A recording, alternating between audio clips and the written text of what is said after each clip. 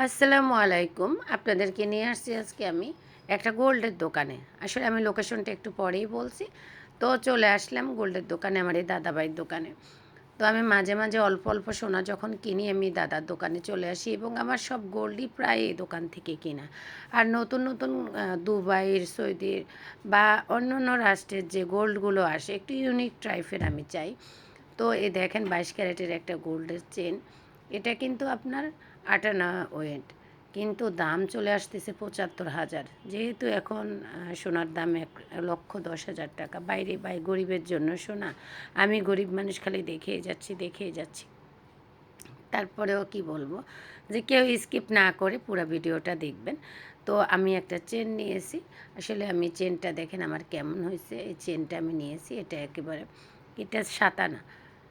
7 আনা দিয়ে একটা চেন নিয়েছি। একেবারে সিম্পলের মধ্যে আমি দিয়ে একটু দাদাকে বলতেছি, "দেখেন আমাকে কেমন লাগে?" দাদা বলছে, "আয়নাটা দেন, আয়নাটার ভিতর দেখুক।" ওই যে পিছনে আমাদের দাদা। তো যাই হোক আমি একটু ব্রেসলেটও দেখতেছি। গত কয়েকদিন আগে একটা ব্রেসলেট নিয়েছি, আরেকটা একটু দেখতেছি। তো আমার ভালো লাগে ব্রেসলাইট পরতে। গোল্ড মানি হচ্ছে সোনা, সোনা মানি গোল্ড। আমার খুবই ভালো লাগে। এটার লোকেশন হচ্ছে বড়বাজার হেলাতলা প্রিয়াঙ্কা জুয়েলার্স। আপনাদের সুবিধার্থে আমি মোবাইল নাম্বারটাও দিয়ে দিব। যারা যারা খুলনাতে আছেন অবশ্যই প্রিয়াঙ্কা জুয়েলার্স ভিজিট করবেন প্লিজ। আর এই যে দেখেন আমি আসলে আমার ব্রেসলাইটটা একটু দেখে দেখালাম যে এটা 4 আনার মধ্যে 22 ক্যারেট। তারপর চলে আসলাম বাসায় ফেস ওয়াশ দিয়ে জিজা। এটা থাইল্যান্ডের, দেখেন কত বড় একটা ফেস ওয়াশ। এটা অনলি 2,000 টাকা। এটা দিয়ে আপনি যদি মুখ ওয়াশ করেন আপনার সারাদিনের ক্লান্তি পরিশ্রম একেবারে ফ্রেশ হয়ে যাবে মুখ। তারপরে আমি ফ্রেশ করে সুন্দর করে মুখটাকে ক্লিন করে নিলাম। মুখটা ক্লিন করা আসলে আমাদের প্রত্যেকেরই জরুরি। আমরা যে মেকওভার নিই এইটার জন্য আসলে ক্লিন করা খুবই জরুরি। তো আমি ফ্রেশ করে নিলাম মুখটা এবং আসলে আমার কোনো ক্যামেরাম্যান নেই। আমার মেয়েকে বকা করতে, করতে একটু ধরে আর একটু ধরে না।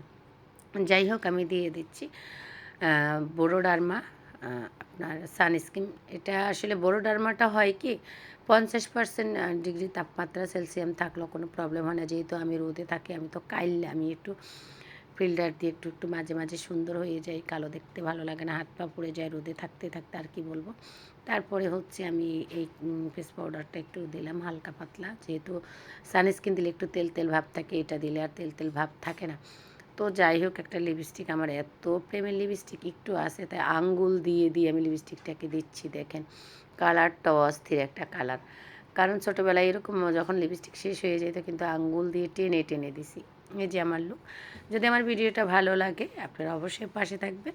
আর এই যে আয়নাটা আমার ছেলে আমাকে গিফট করছে, আয়নাটা কেমন হয়েছে অবশ্যই কমেন্টস করে জানাবেন। বাগেরহাট থেকে নিয়ে আসছে।